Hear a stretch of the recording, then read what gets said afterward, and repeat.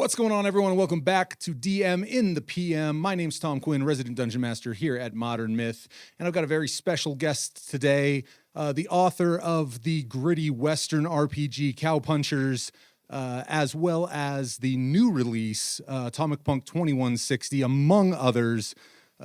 Basic Expert, what's going on today, brother? Nothing much. Thank you for having me on. It means a lot.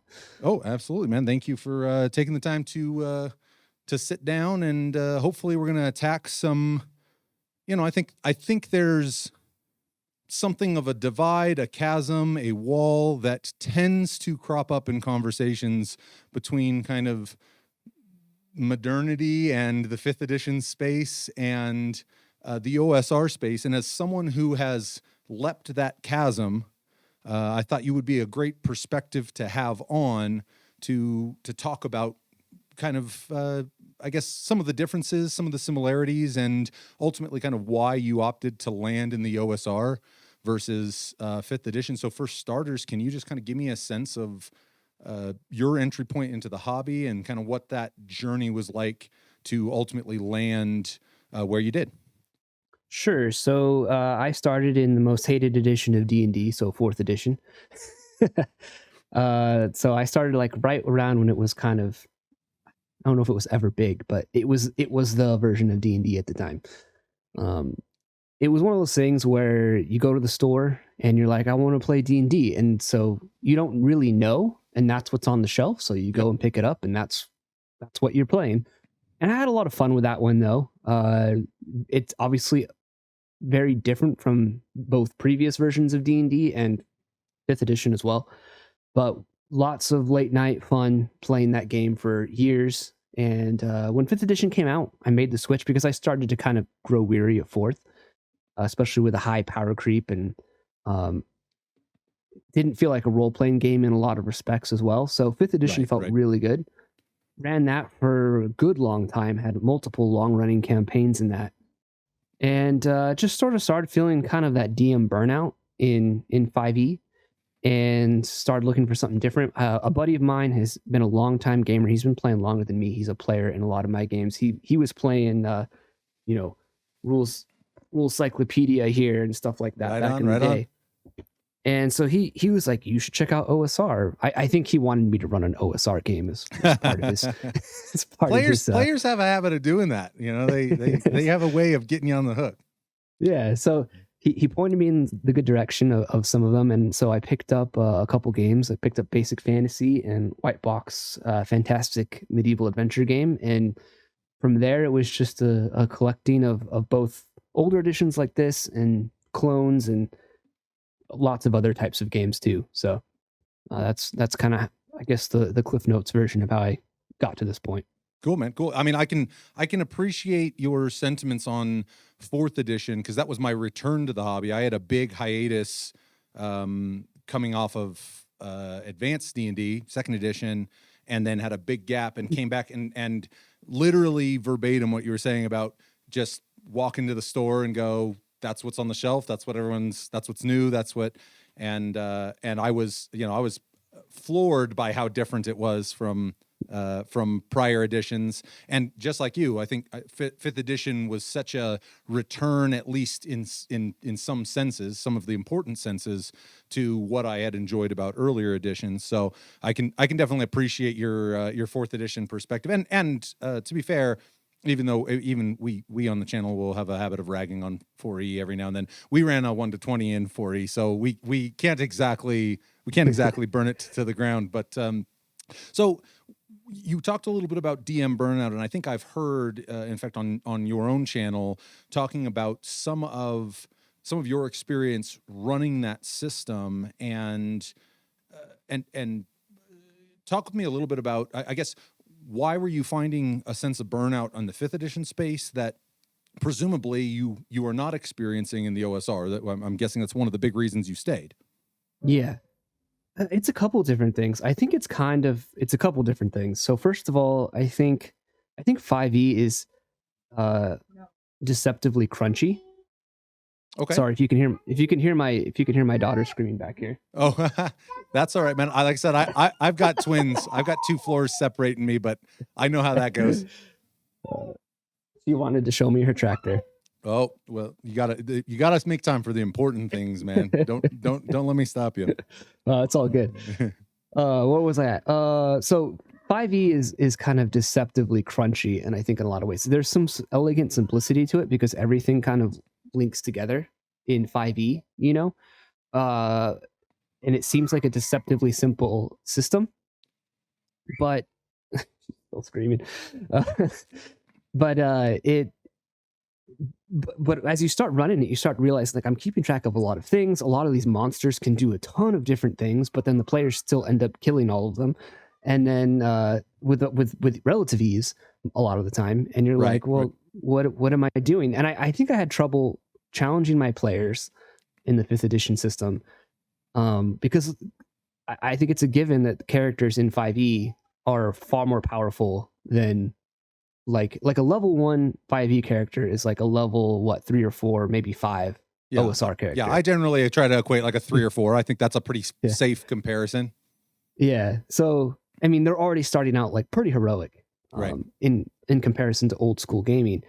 And so I was having trouble challenging them. And I think also like the expectation, I had that expectation that I needed to run this because, you know, narrative gaming is really big and I don't want to rag on narrative gaming. If you're having fun doing that, I'm happy for you. I just didn't have fun trying to do these like big storylines where the players are the center of the world and they're the heroes and they're going to fight the big bad evil guy.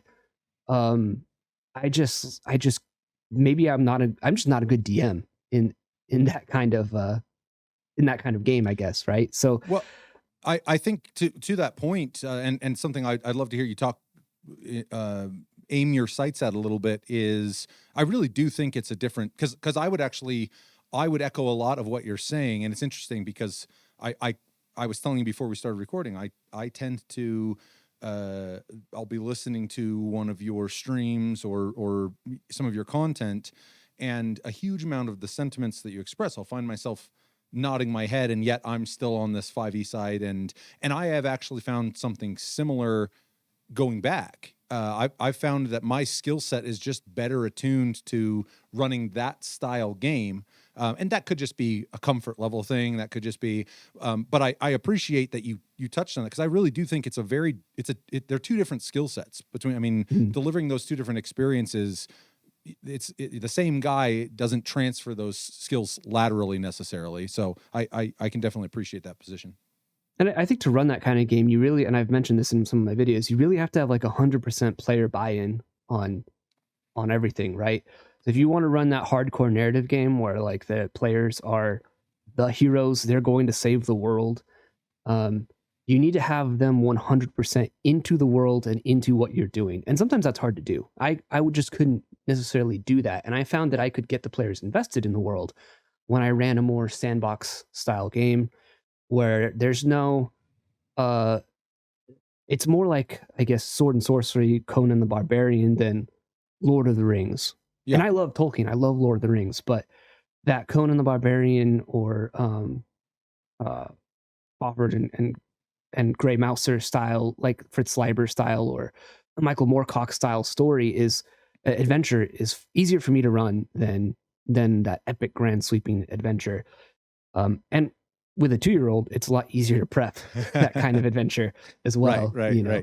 Right. Would you say it's a fair statement to say that the kind of stylistically from a DM, maybe style is not the word that I'm looking for here, but the difference in execution between kind of what has become more or less the 5e ethos, this very kind of narrative thespian oriented play style versus more of the sandboxy OSR style. Would you say it's fair to say that the DM is allowed to offload some or even most of the narrative responsibility to their players? I mean, it's in their hands to kind of start unraveling that story. I don't want to say that 5th edition is void of that by any means, but yeah, you know, I kind of what you're describing as I'm hearing it, and certainly my experience, albeit much more limited than yours, I'm sure.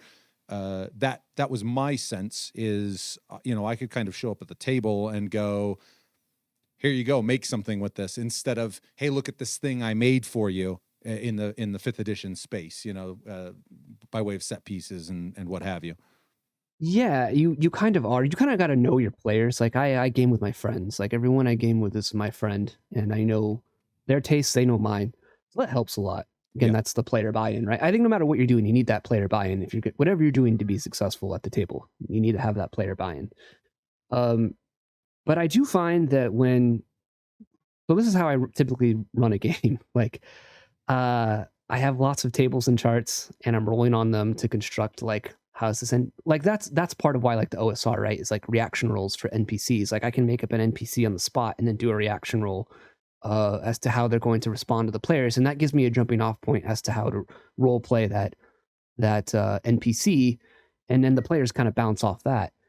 And yeah, you kind of are at the table and you're kind of gauging what they're interested in, and then you sort of, oh, they really grasped onto that. They like that. So I'm going to give them more of that. And so you, Right. you kind of do that. And then I'm going to give them more stuff like that. Or, well, let's see.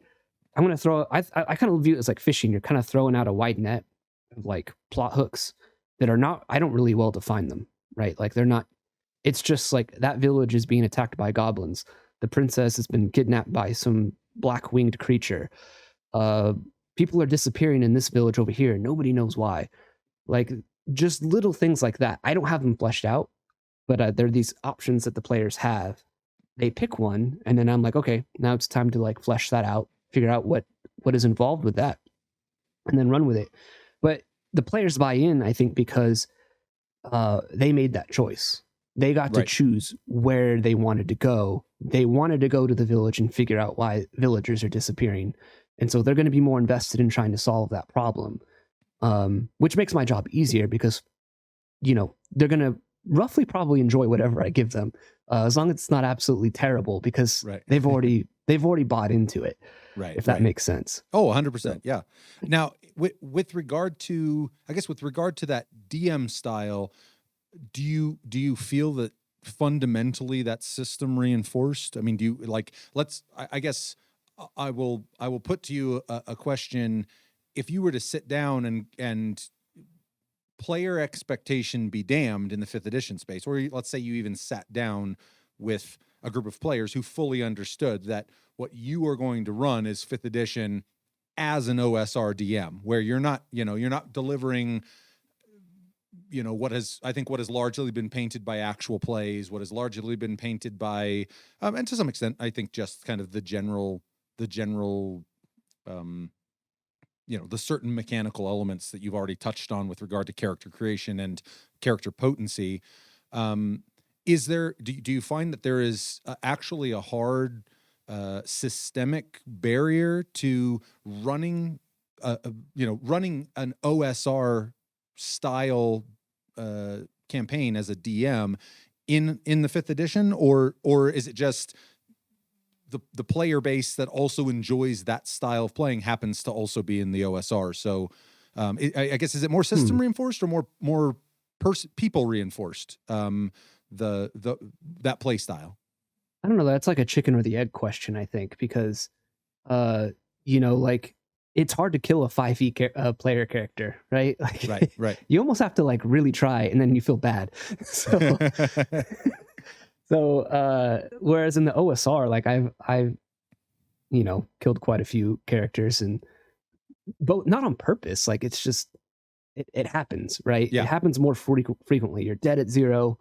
There's nothing you can do. Your character's dead. Roll up a new one. Whereas in 5e, you get like the death saves and stuff like that. So you're able to sort of, even when you're down, you're not out still. Right. Which I think the very clear-cut risk of death is what makes the playstyle in OSR games unique. It makes players more cautious. So for instance, like, let me ask you, like, I'm DMing you, and you're in the dungeon, and I'm like, there's a door in front of you, a wooden door. What do you do? Am I a 5e character or an OSR character? Do a 5e character, right? Like I'm kicking the door down, right? Yeah. I mean, if there's any sense that there's glory to be had in combat, I'm kicking that sucker down, and Yeah, I'm charging in. Yeah, no doubt. Whereas an OSR player is like, I'm going to listen at the door. Can I see any torchlight or lights or anything coming from beneath the door jamb? Is the door squeaky? Can I use some of my lamp oil to like make the door less squeaky so I can open it more carefully? It's totally, and it's because I think the risk of death is very real in an OSR game, as Yeah. opposed to, I mean, you can still die in a 5e game for sure. Your character can still die, but it's much less likely to happen in 5e than it is in an OSR game, which creates that like sort of more epic. I think that's what reinforces that epic storyline thing too, because your characters are very hard to kill. You are a hero, right? Right. You are super heroic, and so you want to kick in that door and like swing your sword around and chop all the heads off the orcs in that room. Whereas an Right, OSR right. player is like, I have 10 hit points. I don't want to do that. Yeah, yeah. Like, we gotta I'd be like smart. to see. I'd like to see next level, or even tomorrow morning. Would be a nice start. No, I agree with that 100%. I mean, we've talked on split screen a number of times. I don't. I certainly don't think that Josh, my co-host on split screen, has bought in as wholeheartedly to the idea that I have, that the pendulum has swung too far by way of lethality in the 5th edition space. I guess I say that with a couple grains of salt, just in that, exactly as you're saying, if what you're wanting to deliver is more of an OSR experience, there's a solid argument for just playing OSR. Yeah, I mean there is a solid argument for not tweaking 5th edition to try to be something it isn't. I have a good or bad habit, depending how you look at it, of doing that quite a bit. I think the entirety of the 5th edition community often flexes 5th edition into places it's not meant to go, or certainly doesn't achieve as well as in some cases the OSR or alternative systems. With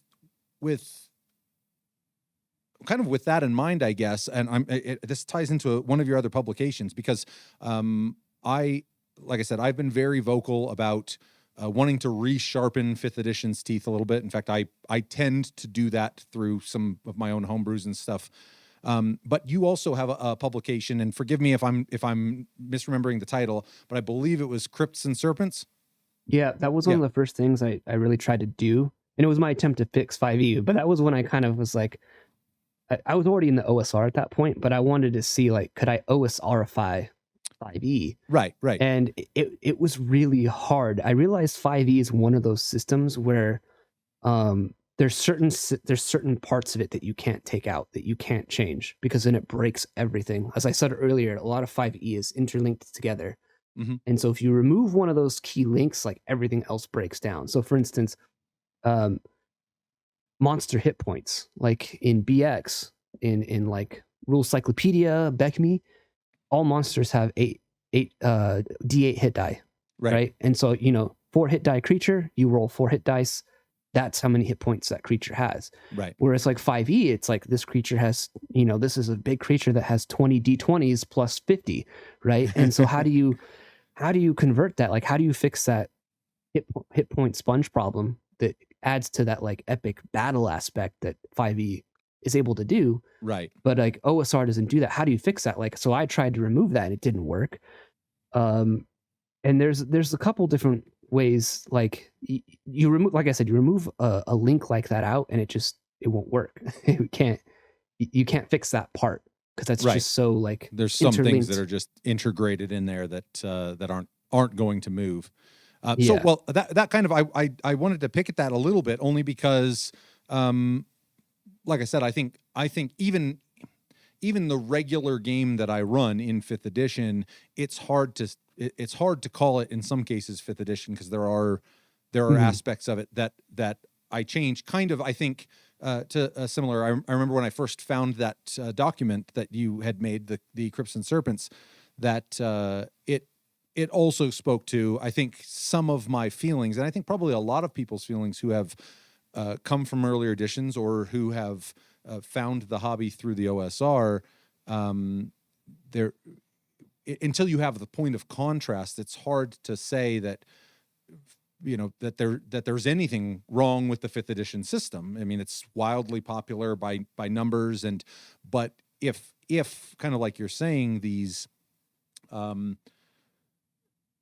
the ways in which players interact with the world. And I loved the description you gave of a player, coming up to the door, and the sequence of what in the 5th edition space would seem like mundane actions when you've got a pretty good boot and it looks like a not a very sturdy door. Uh, Like why am I checking for light? Why would I possibly want to open the door more quietly? Why? I mean, and like this is a gross generalization because I know many 5e players who, like I said, have a certain have a what I tend to think of as an old school mentality. But something I love about lethality is exactly that. It's not the world is more deadly because I want to watch you die. It's the world is more deadly because I want to see you be more creative than mhm. lodging an axe in the skull of everything that you see.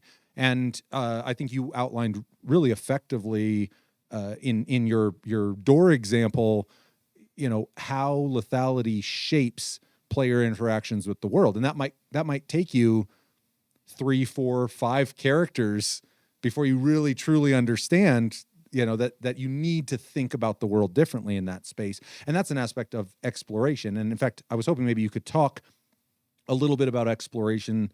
I guess in that context, I have mentioned on our channel a number of times, I think 5e has done the greatest disservice to exploration, but I think it's been an attrition from edition to edition. Sure. That's so much of what you're talking about with that interaction with the door. I consider all of that to exist firmly in the world exploration space. Wanting to know what's on the other side of the door before you kick it in. Wanting to amend that door such that if you need to go in it, you're not attracting more attention. In your experience coming from 5th edition to the OSR, what is your perspective on I guess that pillar of the game? I mean, do you consider there to be stark differences, system enforced differences, or what's been your experience of that? Yeah, Rule Cyclopedia, for instance, has like rules for when you're crawling through a hex, like you're doing a hex crawl, right? Mhm. And you're going from hex to hex, and whatever kind of terrain that is will affect how fast you're going, what monsters you encounter, because random encounters are important, which is something I think 5th edition really lacks. I haven't played 5th edition in a long time, and I can't remember if there's actually like random encounter tables in the DMG. I don't remember. I'm almost positive it's in the core DMG, but I'll say it's a footnote. I agree that it's Yeah. something that is not utilized in the same way it was in earlier editions. Yeah, so like going from hex to hex, what's in this hex? One game I'll say, if you want to get into the OSR and you're not sure how to run it or play it, but you want to get that OSR feel, and maybe you can't even get your players to buy in on it, is I've been doing a lot of solo play in this, is solo gaming, is Scarlet Heroes by Kevin Crawford. Okay, yep. It is a fantastic book, and it has lots of tables for like the exploration that you're talking about. So like you're going from hex to hex, and you have like an events meter that fills up, and once you roll under that events meter, then like something happens, like, oh no, you lose 1d6 rations because of maggots got in your food, or Right. there's a bad storm and you have to halt for like 1d4 days, or you lose a mount, or you encounter like a feature, and that feature could be a village, it could be a settlement, it could be anything, a dungeon. And so it gives you like this wilderness exploration rules that you can use. And you can like build a map with it if you wanted to too. Like you as a DM could like start with just one hex. Like there's a little town here on this hex, and I'm going to just explore the wilderness around it. And you could start building as you go hex by hex by hex. You could start building a map and explore it by yourself. And then you kind of have the feel for it. Then you can take it to the table and show your players how to do that as well. And so the OSR has that like real big emphasis. And I think that's exciting too, because you give your players, like, nothing's more exciting to me than when I give my players like a big hex map and like, you guys start here. These are the rumors you hear. They're off in this direction, this direction, this direction. What do you guys do? Yeah. And like they go from hex to hex, and then sometimes they get sidetracked, and like we're off to, I don't know, we heard that bugbears are attacking this shrine over here, and then on the way, like we heard these rumors of a werewolf that's harassing a village. Let's go check that out, you know? So like Yeah. that, I don't know. There's, to me and to my players, it seems like there's nothing more exciting than that. And I've been out of 5e for quite a while now. So I know I didn't really do that in 5e when I ran it, you know, like I, I I didn't I really. think the hex crawl is broadly, and again, I'm sure I'm going to hear some people in the comments who run 5e and that's their primary means of running Sure. exploration. But I would also guess that those people didn't start in 5th edition, because I really do think kind of what you're saying. Uh, that is not to say it is not present as rule set, but I think the importance of a given feature of the game can more or less be weighted by the number of pages that Wizards of the Coast assigns to it. And when you've got 80% of the book that is going over combat stats, combat spells, the tactics of battle map combat, and then a page and a half that's covering exploration. I'm pulling those numbers out of my ass, but Yeah. I mean, they certainly don't impress upon a brand new DM. And I like to think about each edition as, well, what if this had been the very first time I picked up a book? I mean, that really shapes the way you think about the game, what it should be, what the world should be. And so I can definitely appreciate it. And something I love that you said is I've done this in running the game for my players, where I'm doing some world building, running one-on-one sessions, for whether it's stuff that they've done prior to meeting the party. But I love the idea of sitting down as a DM and literally discovering that world procedurally through dice rolls and kind of exploring that. I had never really considered that, but I you've piqued my interest, and now I'm seriously gonna. I think I'm gonna blow a whole lot of time sitting in front of hex maps, creating new worlds that way. That's a really exciting way of doing it. And I mean, I guess to some extent that's even happening in real time at the table. You were talking about the excitement of that, moving through the space, and that's something that I will say as a DM, I really do like about running OSR. Like I said, I do it super infrequently, so by and large, I am stumbling my way through my DM sessions in that space comparative to 5th edition. But I loved the fact that there's so much about the system is allowing the DM to discover the threats and the features and I didn't have to pre-generate any of that. And that's not to say, again, I tend to be a relatively system agnostic person.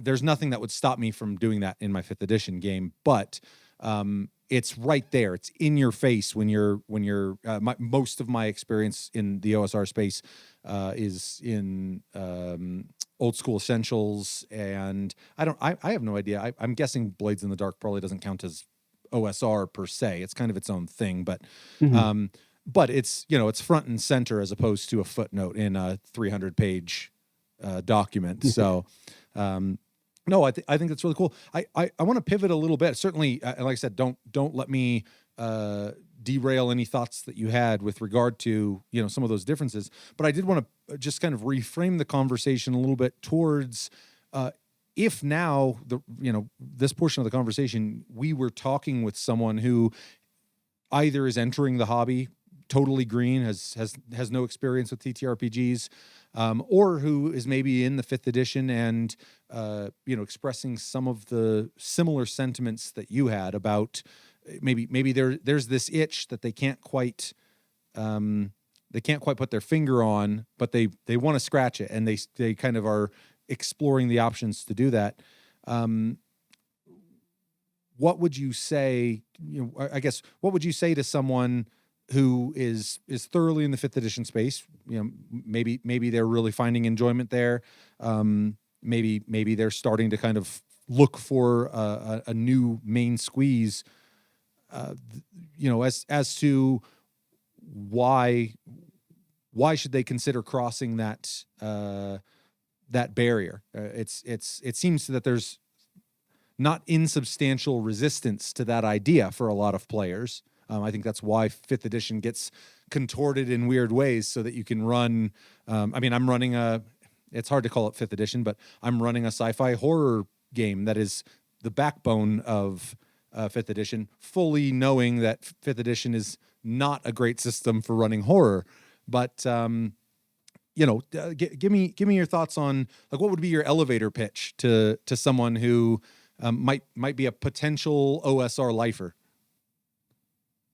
I think that you should check out one of the clones. So like Fantastic White Box Fantastic Medieval Adventure Game is free as a PDF on DriveThruRPG, and the book is like $8, $10 on Amazon. Okay. Basic Fantasy is the PDFs for this are free. Oh yeah, Basic Fantasy is excellent too. Yeah, printed at cost. So this book's like $5. So you can't really. Don't get coffee one day. Get Basic Fantasy, and you're good to go. And correct me if I'm wrong. Basic Fantasy, it's not an edition thing. Basic Fantasy is still a die 20 system. Regardless, I mean, there aren't different versions of it in which it's a unified die 20 versus more of an old school dice system. Am I correct in that? This uses an old school dice system. So you're searching for secret doors on a D6. You're doing percentile skills for thieves. Roll under. Gotcha. Okay. All that kind of. Okay, so stuff. It really does encompass the kind of the core of some of the dice mechanical differences between OSR and 5e. Okay, cool. Yeah. This is I think a fantastic entry point. I know people love their OSC, but like I think this is far more accessible and easier to get than even OSC is. And physical form, and it's free for PDF. Like you can go on there on Chris Gonerman's website, basicfantasy.org, and there's like tons of adventure modules and tons of stuff that you can look at and draw from. But my elevator pitch to a 5e person would be like, even if you have no intention of running 5e, there's something that you could learn to make yourself a better 5th edition DM in this, or player. Like you will be a better player or a better DM if you kind of read and understand or even try an OSR game. You're going to, I don't know, I still think even in a 5e game, you might be the hero of the session if you're the one that is a little more cautious and listens at the door and is like, hold up, there's something in there, as opposed to just kicking the door in and possibly TPK or whatever, Right. You're going to get some skills, and I think you're going to get more immersed because one thing I noticed with modern players, and the OSR can teach you to break this habit, is to not be so laser focused on your sheet, on your character sheet.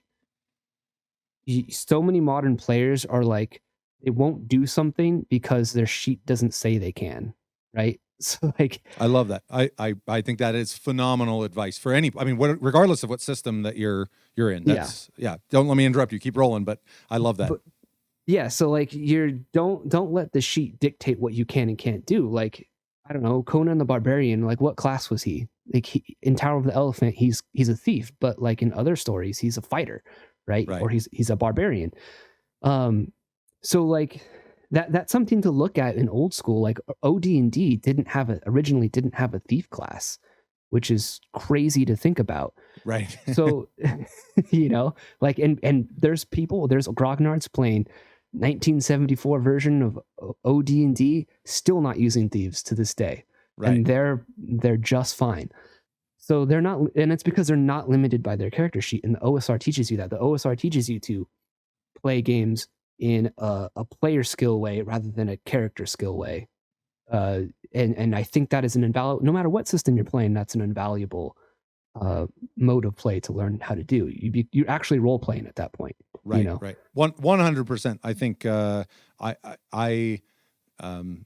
mean, I don't know. I honestly have almost nothing to add to that because you reflected my sentiments about.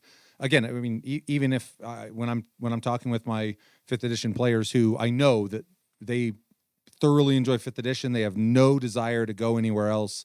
That's a conversation that we've had. Is the difference between thinking about the abilities you have on your character sheet as your superpowers, not your this is what I'm limited to doing. And I love the note of being challenged as a player or thinking kind of as a player rather than going, well, my character sheet says that, I don't have a skill listed on my character sheet that can engage with this situation. So I guess I'll just sit here and Yeah. watch. So I think that's huge. I guess the only thing I might add to that also, and I'd love to hear your thoughts on this, is utilization of equipment is unbelievably different. I think in my experience between the two, in many cases, equipment makes for the actual substitute for those abilities on your sheet. Like I mean, you're not limited to spell slots with it or what have you, but in many cases, your ability to solve a problem is what kind of weird solution can we cobble together with the fact that, I brought, well, actually, I mean, you hit a great example. If you did not have your oil lamp, you could not oil those hinges. But there's nothing about an oil lamp that suggests that it doesn't read on the oil lamp, or it's been a while since I've read it, but I'm going to guess it doesn't read on the oil lamp. One feature of the oil lamp is, or let's put it this way, once per day as a bonus action, you can pour some of the oil out of the lamp and use it for greasing hinges and what have you. It's simply the fact that that's what you can do with a lamp that's full of oil, or any container full of oil. So I'd love to hear actually just your general thoughts on equipment usage, and I guess we can tie into that. What I have acknowledged as maybe one of the greatest differences, and maybe it's hard to say. I'm going to say detriments, but that's because I have a certain appreciation for that old school style play. I can see why a lot of the bean counting is not considered to be desirable when you're sucker punching a god. Who cares how many rations you have in your bag? I mean, it's like, but it really is a deal where I'd love to hear your thoughts on that, because by and large, I think 5th edition has dispensed with, or certainly does not focus heavily on tracking of things like rations, munitions, encumbrance, even in some cases. I guess, so talk with me a little bit about your experience with equipment differences, and then, like I said, some of the consumable related equipment that your experience with the value that adds to the game, because I know there's maybe some 5th edition players or even 5th edition DMs who are going like, you can say whatever you want. I'm not tracking how much weight's in my bag. I'm not tracking how many days rations I have. I'm not, they're just not into that. Can you make a case for why that's not only an important thing, it can be a fun thing. It can be an element that is good for the health of the game. Sure, yeah. So equipment is used differently. First of all, when I ran 5e, none of my players used 10-foot poles or right. or grappling hooks or chalk or bags of sand and flour and things like that. Mirrors, they didn't use mirrors. But when you're doing an OSR game and like death is around the corner, it's smart. Like my players are like, we use they have a piece of chalk, and they're like, we're marking where we come from in the dungeon on maybe the side of the dungeon floor so that we can find our way back out. We can follow the chalk line out. For example, I'm running Palace of the Vampire Queen, which is the second ever module ever written for Dungeons and Dragons. Came out in 1977. I didn't know the history of it, but I have seen some of your posts regarding your post-session wrap-ups, kind of. Yeah. And the players, for instance, in one of our last games ran into a room, and there was a trap above, and I kind of gave it away a little bit because I'm not a fan of just like instant death. Yeah. You walk into a room and you're dead. Even as an OSR guy, that's not fun. So, the players are looking in the room, but they have to tell me they're looking in the room. So they explore the room, and they see crushed like bone and smashed armor on the floor of the dungeon of the room, and there's scrape marks along the side of the walls, and the fighter in the group is like, I'm pretty sure this is a trap. That ceiling is going to come down and crush us, but there's a chest on the other side of the room. And so the thief is like, well, I have a grappling hook. Can I like try and grapple the chest and like pull it over? Nice. And so I'm like, sure, you can try and do it. So he tries to do it. He succeeds, and he pulls it. The module's written that the chest is trapped. So I had it in my head like it was, like a rope trigger on the chest that when it opens, it pulls the string, which causes the ceiling to collapse and smash Okay. who's ever there. Would have killed them, but they're smart. They grapple hook to the chest, they pull it, and can you pull it fast enough so that it doesn't get crushed by the thing falling? So Right, here's a right. second check. Okay, they succeed. They're able to get the treasure over, and the thing falls and smashes, and like they get the treasure and they use the tool. Like that never really occurred in my 5e games. I mean, you could do it in 5e, but part of me sort of feels like if you just smashed like half the party with the falling ceiling, like 5e players might be a little upset by that. But like OSR guys kind of expect that, so they're more willing to use their tools in order to do stuff like that. Right, So right. that's a big thing there. And as for encumbrance, I don't know, you track hit points, you track your spell slots, it's all resource management. Dungeoneering is survival, right? It is a survival game. And so tracking your rations and your water and how much you can carry is an important part of that rationing of resources that you have. Right, And right. that's what gives you challenge in the dungeon as well. It's not just given to you. For instance, in old school, you leveled up by collecting gold, right? One gold Right. piece meant 1 XP. And so that meant like, oh, there's this huge treasure hoard here and we can't carry it all out. Like, so how much are we carrying out? We got to decide, do we bury it somewhere in the dungeon? Do we try and hide it so other monsters don't find it, or other adventuring parties don't find it, NPC Right. parties find it and take it? Like, what do? We have to make this choice about, and then we're going to come back to the dungeon. And when we come back, new denizens might have moved into the dungeon. You never know. Right. And so it just creates this whole different, I don't know, mode of play and bit of fun, in my opinion. And it's all because it's you had an encumbrance value of weight that you could carry. Right. You know, I really like that the push pull that I will say even back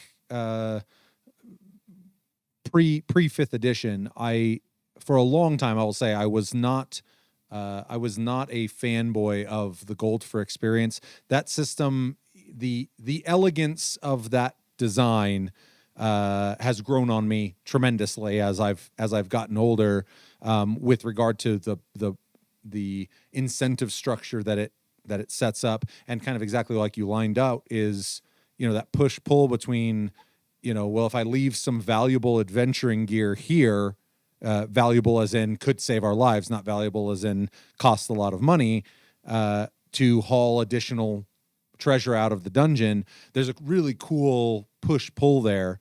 I mean, same goes for all of the alternative solutions that you laid out. And I agree. Broadly speaking, I think that those tend to not be considerations, at least as prevalent in the 5th edition space. I love the example too. I know as a DM, there's nothing more satisfying than watching your players navigate a lethal situation just through creative play. So that's always an exciting thing to see unfold. Something that you touched on when you were talking about that, you were saying that 5th edition players won't take it all that well to walk into a room and have the ceiling crush them and that's it, bud. And something else that Josh and I have touched on in our player death episode, I constructed the position that I think in 5th edition, and I can't point a solid finger at exactly why this is, but I would say I've heard it from a number of DMs through comments and social media, that there's a sense that the DM bears some responsibility for the survival of the party. I had one guy I was talking with, I think it's actually through comments here on YouTube, who was saying his party broke up because they were accusing him of being adversarial and he gave me his layout, and as far as I was concerned, it sounded like he allowed them to make bad decisions. And I don't know if it's that just the pure lethality difference that once you've lost 4 characters to the OSR landscape, you go, okay, if I want this character to survive, I got to do this a little differently, or what it is. given that you're in the OSR, I think I might have an inkling to your answer here, but I'm really curious to hear, do you think, does the DM, or I should say, what responsibility, if any, does the DM bear with regard to, I guess, with regard to the world's lethality and I guess the well-being of the party? I think this is one of the big rifts between the two thought processes. But as Sure. someone who started in the 5th edition space and is now in the OSR, do you ever feel the inclination to not hold their feet to the fire when their decisions have led them to a lethal or very, very bad place? Yeah, of course, I don't want a TPK. I don't want to kill even one player most of the time, right? Like it, depending on the situation, it doesn't feel good. Like if it's a heroic situation where the fighter is like, I'll hold them off and you guys run away, and everyone lives because the fighter gave his life. Like that's epic. That's cool. That is epic and cool. But you kicked open the door and there's a troll inside and he just ripped your arms off and ate you. That's not as fun. Right. But if you're in the dungeon and you just kick the door open and you don't take care to know what's in the door on the other side of the door before you kick the door open in an underground place you've never been that's dark and full of things that want to eat you, that's what happens. So as a DM, as a GM, I mean, a common term as well is a referee, right? 1st edition AD&D, Gygax calls the dungeon master a referee quite often in the text, right? And not just the dungeon master. You're a referee. You're there to adjudicate rules, and not just like game rules, but rules of the world that the players are in. If the players threaten some city guards and they're level 1, and the city guards are probably a little more experienced, well, they're going to get beat up. They're going to get roughed up, and they're going to get thrown in jail or in the dungeon or something like that. That's just what happens, because that's what would logically happen. That's what would happen to anyone else if they backsass the city guard. So the way I mitigate that desire to want to maybe protect players is I roll in the open. I do not do any hidden rolls for my players. I roll in the open. I don't even use a DM screen anymore. Just because I want to keep that honesty. And honestly, when you're rolling in the open, I think the players accept it a little bit more because they see it. Like you're trying to be fair. Like this monster is attacking. I rolled my D20. I'm sorry, it was a crit. Yeah. You saw me do it. It's right there. It was a crit. I'm sorry. Or it was a nat 1. Lucky you. Right. So I find that rolling in the open really alleviates that, and it makes the players realize like he's not messing around either though. Like he's not gonna roll a 20 in front of us and then pretend he didn't. Right. For instance, like in our last session, the players they knew trolls were on the other side of the door. 2 trolls on the other side of the door, and trolls in the OSR are a problem. Yeah, they're not. There's something to be scared of, right? And so they kick open the door. They knew trolls were in there. They thought they could take them. There's a druid in the party. He casts Entangle, which like slows creatures down. So the trolls are in there, and they're trying to throw like their oil vials, and they're just missing terribly. They just botch everything. They had a chance to run away, and they didn't. And so then the trolls get out, and this trolls just started messing them up. And like I just kept rolling really well and in the open. And it's part of me felt bad, but the players even said themselves, like, we should have ran away when we had the chance. Yeah. Like, we are experiencing this because we made a series of poor choices that led us to this point. John gave us every opportunity to run away. Like and not that I'm trying to protect him in that, but like there was every opportunity to get away from the situation, and we chose to stay and try and take on 2 trolls at level like 4. And so, and in the OSR, a lot of those monsters get like 3 attacks, claw, bite, claw, bite, and you have 2 of them there. So that's 6 attacks on the players. Yeah. That could potentially land and deal like D6 to D10 damage. I don't remember what trolls do. So, and I'm rolling all that in the open, and there was a point where the players were like, this could be a TPK. It wasn't. No one died, actually. It got really close, but they were starting to get scared. But that creates drama. They managed to make it out, or did they actually defeat them? They made it out. The magic user was able to cast a web on the front one, and the other one was still like in the entangle. And at that point, they actually started landing hits, and they actually were able to start lighting the trolls on fire and were able to kill them. So, but if that magic user had not done web successfully, because they kept botching spells, they were trying to cast light on the trolls' eyes to blind them. They were messing them up, or kept messing up the rolls. The trolls kept doing good saves against their magic, and their hits weren't landing, and they weren't running away. So, and I'm sitting there like, come on, guys, this is run away. Yeah, they wouldn't run away. So yeah, I want to protect players. Sometimes I want to. And old 5e me probably would have, because I used to roll behind the screen. I used to fudge rolls every once in a while. It never felt good to fudge rolls, but I didn't want to kill the party either. And so, I don't know, rolling in the open, it keeps you honest, and it keeps, I think it makes the players realize like it's fair. Like they can see what you rolled, and they know, and they don't blame you. They blame the dice at that point. Right, So, right. Well, and their decisions. I like that point. You know, even for the 5th edition space, you know, I think a lot of times when there's the discussion about rolling, you know, do you roll private? Do you roll public? It's often framed as you want to make sure that your players trust that you're not fudging dice for or against them. I mean, you would hope not against. I think more DMs fudge in favor of than they do against, but you know, kind of the way you laid it out there, I think that, yeah, for as a DM, just going, you know what, I'm going to roll it public, and I roll behind a screen, but I will also say I don't actually know why I do. That's the one aspect I will twist the game in all sorts of weird ways. You know, I don't really hold much about the rule set sacred, but I do consider the dice roll to be. So there's not much of a reason for me to do it.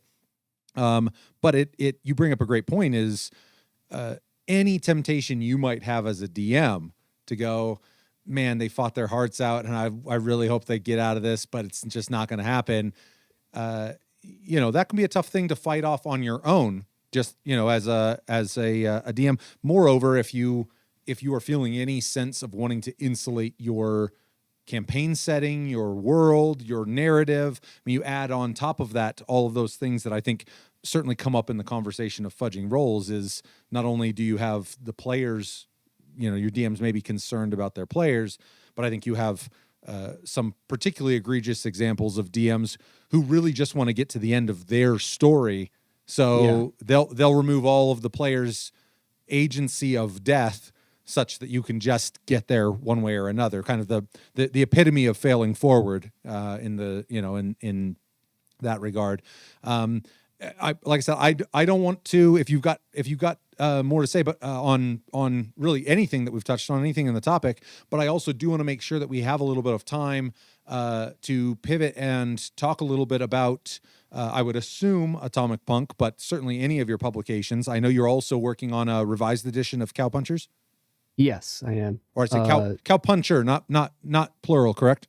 It is plural. Cow oh, it punchers. Is punchers. Okay. Yeah. Yeah. I love the Western setting, so I've been keeping tabs on your updates on your revised version. So, yeah. So I mean, like I said, I certainly don't want to pull you off the rails of the conversation we've been having. If you've got more to say, more you think is important for anyone listening to this to hear about your experience with the two sides of this this Berlin Wall in the TTRPG space, but I definitely want to make sure we also have some time to tackle Atomic Punk. So you know, like I said, I'll let you kind of make that transition if you feel now's a good time. Sure. Yeah, I'll just say as a last thought, like on that sort of dichotomy between the two spaces. You know, there's a reason why the hobby, in my opinion, has lasted for 40 plus years.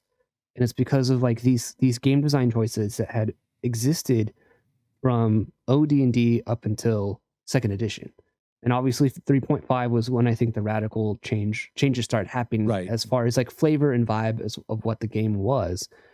Um, and so for me going back and reading these older editions and how they did it, I'm like, you know, Gary and a lot of these guys, Gary and Moldvay and a lot of these guys that wrote this stuff, Arneson, they hit it out of the park. They knew what they were doing.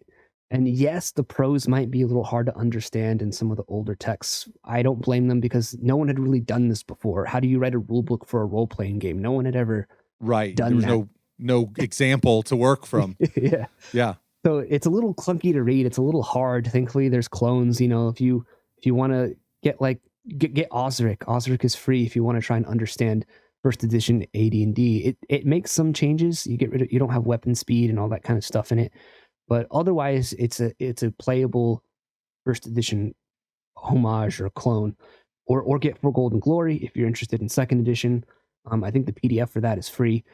Okay. So just check that stuff out, and you will, I think, again, learn something. You'll learn why the hobby has survived for like 40 plus years.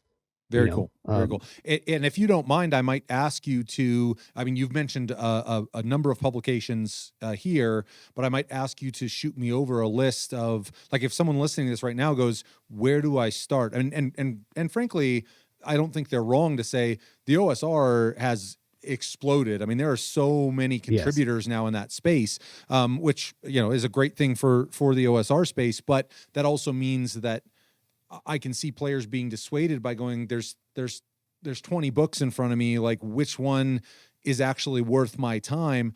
So if you're okay with that, I might reach out to you and get a list of some great places people from 5th edition might start at, and I can drop that down in the description for people. Yeah, certainly. Cool. Yeah.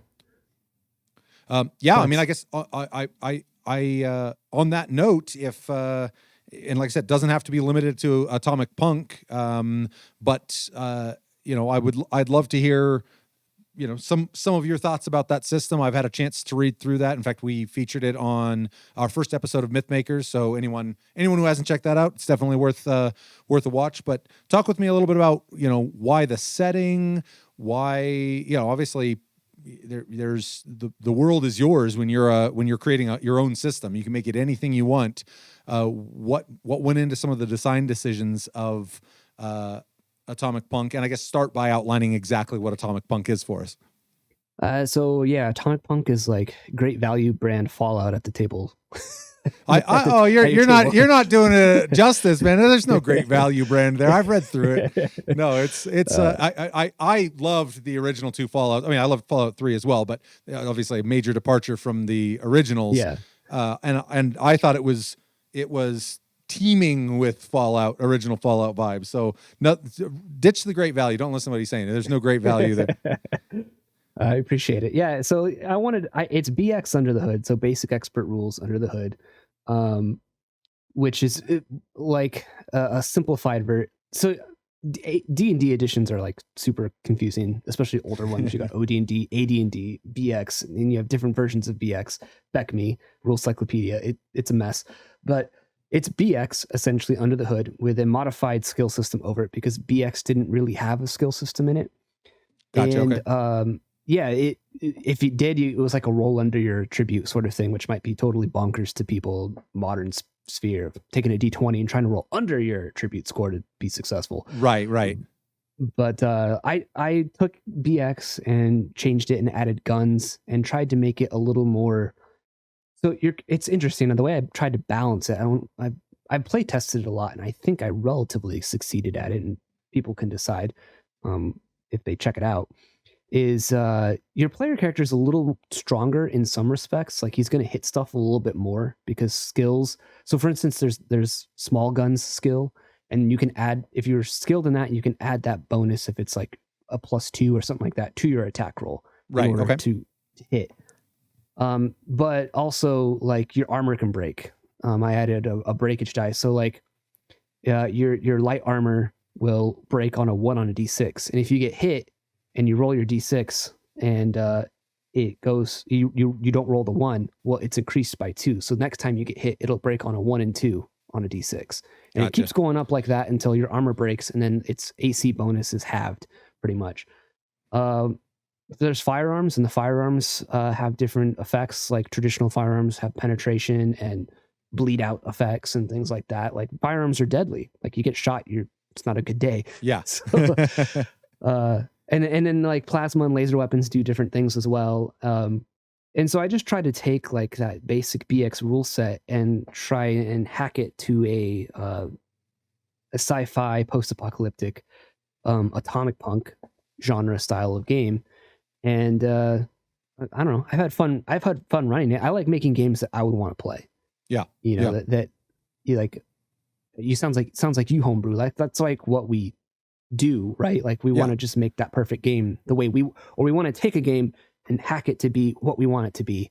And that was my attempt with Atomic Punk. Yeah. So. No, I think that shined through in reading it. I mean, I think there was a lot about it that that it was apparent that you play these games often, that there were things that that you very much liked about a system, about an OSR system, but also things that system clearly wasn't going to do in the nuclear wastes, and I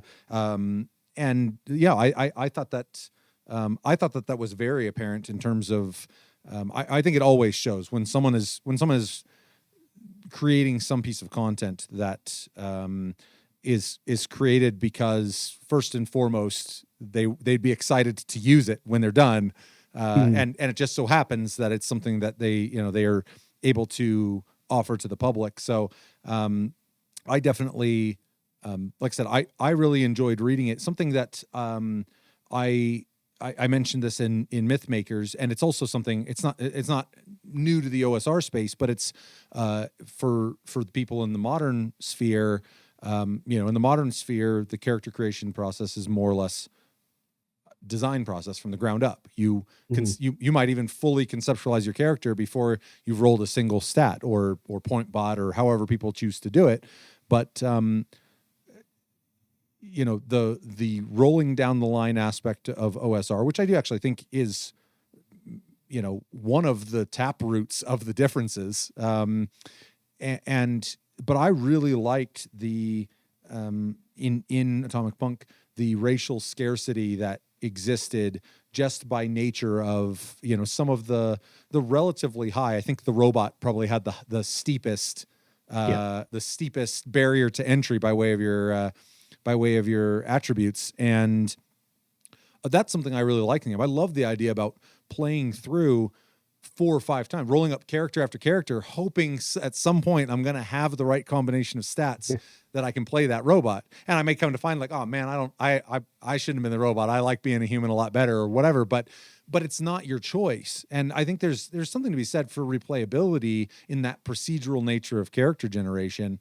So that was something that really landed for me, again, especially in the 5th edition space. So much of the conversation, at least on the player side, revolves around character design, and there's so many options and so many races, so many classes, so many and none of them are really off limits. Since you get to move your stats around, if you're definitely playing a ranger, odds are you're going to have the stats to play a ranger because you can move them however you want. So that was something I definitely really enjoyed about the system. And I really like you touched on the armor attrition as well.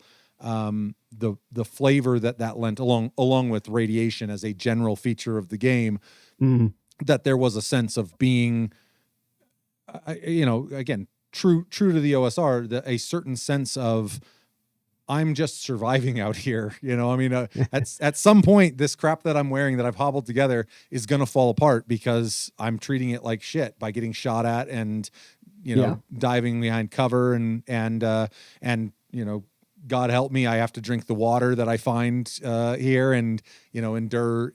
So there were a lot of aspects that were baked into it. The question I would have for you is, I was talking about having a list of a good place for people to start. Try to answer this as honestly as you want, but I'm totally good if you put your salesman hat on. would Atomic Punk be a reasonable place for someone who, like, if they're into that setting and they're like, I'm thinking about going to the OSR space, would it be reasonable? I thought as a read it was very concise. I think now again, I have some experience in the OSR, so I kind of knew what to expect going into it, but there was nothing about it that struck me as being unapproachable by really anyone in the TTRPG space. I would say, like, if you've played a lot of 5e, you'll probably get it, like, because you're still speaking some of that common language that even the OSR still speaks. But there are some things that I kind of leave out, or I just assume that you know already. And I say as much in my introduction. I say in my introduction to the book, I'm like, I'm making this for people that know OSR. I hate, for instance, and I'm never going to write one, never ever going to write one in anything that I make. What is a role playing game? Right.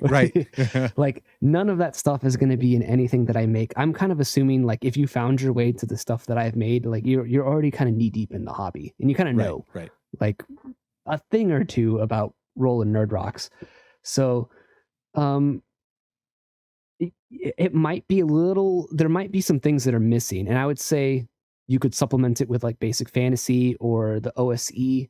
SRD is free on the Necrotic Gnome website, because there's just some things that I just don't cover, because I'm like, if you play OSR, like, you already know that you need to, like, as a dungeon master, that you need to do that procedural thing already, so, like, I don't think I have random encounter tables in there, if I remember correctly. Like, I just say, like, you can make your own, because I wanted to keep the book concise as more of like a little hack of whatever, because that's the beauty of the OSR too, is like everything is mostly cross compatible with each other. Like, I could take an OSC module or supplement, and I could run it in AD&D, and it'll work.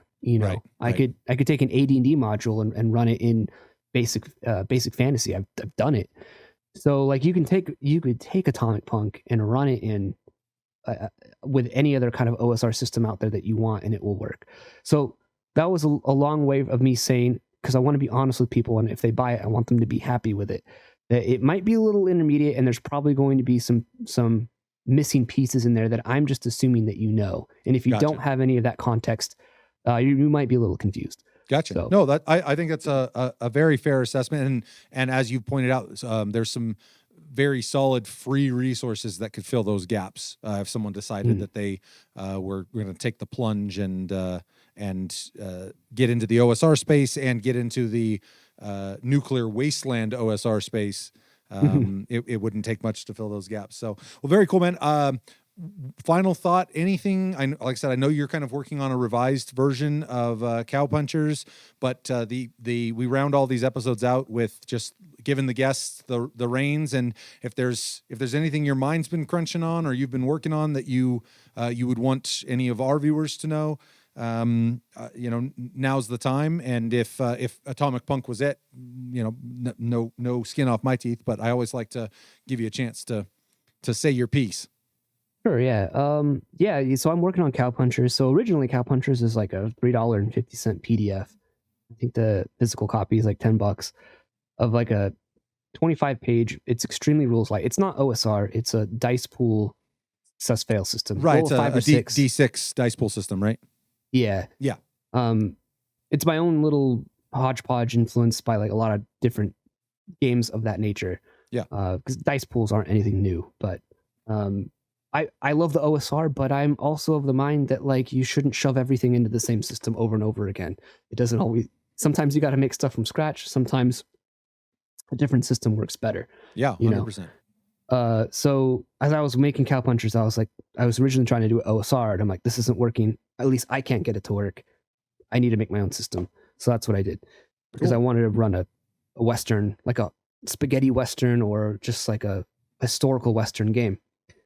So I'm working on that. It's already over like 100 pages with bad formatting, and no art. But it's going to be a heftier book than Gotcha. the original one. Yeah. I mean, that's news to me. I didn't realize it was going to be such an extensive overhaul. So that's awesome. I will have my eye on that. And Oh, okay, very cool. I I keep floating it out. In fact, actually, just last night, in our sci-fi horror, it's as much, it's more OSR than it is 5e, if I'm being honest. But they TPK'd last night, and so we were kind of powwowing about what's next. And actually, I will be sure to let you know if it ends up being Atomic Punk. But I have floated out on virtually every time something like this happens. I go like, we could run a Western, and kind of generally people are like, so kind of classic Western fantasy, or what are you guys thinking? And I go like, all right, well, we'll do more fantasy, I guess. But I will be definitely keeping my eyes. I did not realize how extensive that overhaul was going to be. 100 pages is a far cry from the original publication. So that's really exciting. Yeah, it was, and most of it is weapons. Like I statted out weapons, like most handguns and rifles and shotguns from 1840 to 1899. Okay. So like whatever era you want to play in, you'll know like what weapons were available to people back then. I gotta have my lever action. If you've got my lever action covered, then I'm there. I got my Winchesters, all that kind of stuff's in there. There you go. So, right on. So I'm working on that, and then after that, I've been slowly working on. I talk about it every once in a while, which is sort of an Aztec game that will be probably OSR. Right. I've heard mention of it. I didn't know what state it was in. It's been in a perpetual state of rewrite. Okay. I just can't. It's one of those things where it takes a lot of research because I want to do the setting justice, and I've kind of settled on probably sticking to maybe it'll be probably more of a supplement for RPG Pundit's Lion and Dragon. Which I like that game. That's another OSR game that people should check out. It's very low magic, which is what I'm shooting for. Right. But it is this Aztec game is essentially kind of a historic fiction setting. Yeah. Okay. It's gonna be an alt history sort of thing. Like, what if the Aztec gods were real, and what if the conquistadors had like, their own mystical powers with the priests and stuff like that. And very cool. That whole conflict. Yeah. So cool. I don't know.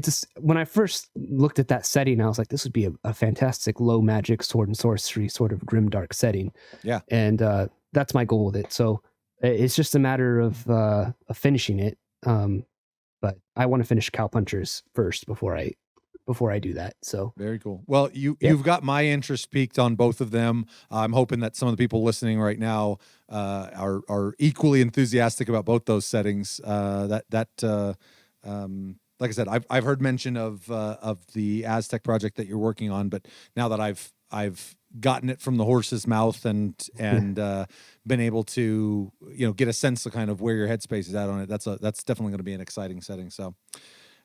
You got any final thoughts for all the people at home, brother?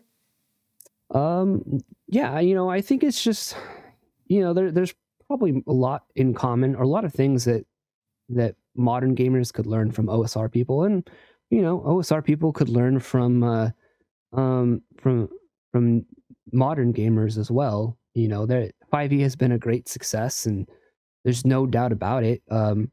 I admit that I'm probably a minority, and I'm a weirdo in a lot of it, because 5e is so huge. But yeah, I don't know. Even if you have no intention of running an old school game, I think you would do yourself some good to just kind of look at it and see what you could pilfer from the older editions and from clones and from the OSR, and you could still put it in 5e. It's still roughly D&D. Yeah. Modifiers are different, and the classes are function a little differently, but there's still at the core there's still some similarities where there's some cross-pollination possible. So yeah. I love it. I couldn't agree more. Despite the fact that like I said, I think we're pretty equidistant from wherever that chasm exists between the two spaces. And so yeah, I would echo that entirely. Anybody who's listening, I think some great both DM and player side, some great habits to be learned from stepping into, whether it's the OSR, I mean, which has been the focus of our conversation, but I would say the same thing about non D&D, non OSR, totally one off. I mean, I guess Cowpunchers would be a good example. I'm sure there's something for 5e players, for OSR players to learn from that system. Things that they go like, "Oh, I like the way he did that." Mhm. Is that tethered to his system, or is it something that potentially I could explore in my own system that I call home? So I echo that 100%. Basic Expert, we've got a tradition here at Modern Myth that I'm hoping you can help me out with. We sign off all of our videos with the phrase, "The world is yours." So if it works for you, I'm going to take us out on just a little wrap up here. And if you can give me the most basic expert, whatever that means, the world is yours. And that will round us out. You think you can help me with that? Sure. You just want me to say the world is yours? Like, In however you think best expresses who the basic expert and everything that you do is. Thank you guys so much for joining us this time. I really hope that Basic Expert here, I hope wherever you stood on your feelings about 5th edition OSR, I hope that that you have moved one notch closer to the middle. And I think he had a lot of great insights for reasons that we should be looking across that divide. We really appreciate you guys joining us this time. As always, like, comment, and subscribe. Until next time, the world is yours.